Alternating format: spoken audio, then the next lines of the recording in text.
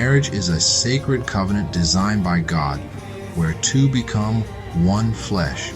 However, what happens when one spouse is fully committed to the marriage while the other is absent, physically, emotionally, or spiritually? This creates a paradox, being married in status but single in mind.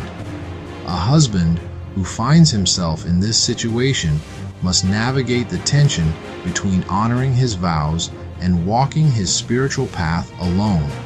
The solution is not to fight for control, but to put God first and leave the situation in His hands. The Bible speaks directly to those in marriages where one spouse is not walking in faith. In 1 Corinthians 7:12-16, Paul encourages believers who are married to unbelievers to remain committed if their spouse is willing to stay.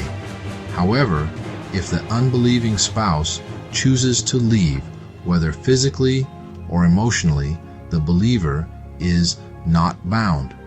This implies that while the husband may continue in the marriage, he must accept that he may walk alone spiritually. For a man in this position, it is tempting to force change, to argue, or to grow resentful. But God calls husbands to a higher standard, one of patience, trust, and unwavering faith.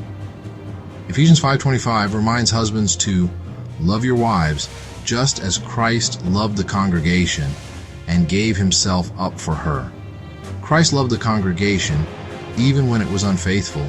Similarly, a husband must continue to love, lead, and pray, even if his wife does not reciprocate. A powerful biblical example of a husband remaining faithful in an imbalanced marriage is Hosea.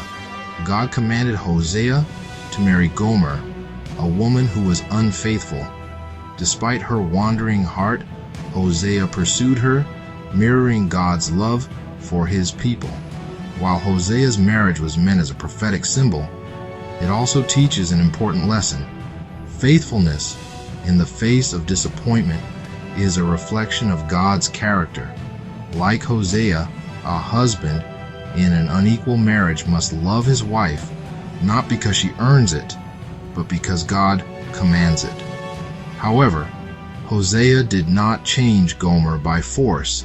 Her redemption was ultimately God's work.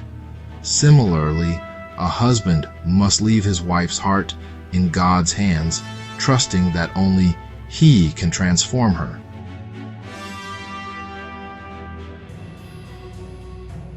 Proverbs 3:5-6 tells us to trust in the Lord with all your heart and lean not on your own understanding.